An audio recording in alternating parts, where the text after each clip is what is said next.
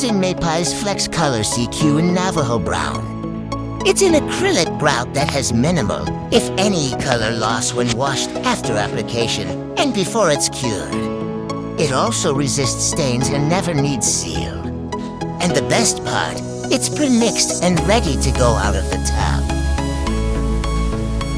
I was so nervous about grouting, I put it off for 2 days. But after watching a few good videos on YouTube, I went for it. I think the result is amazing.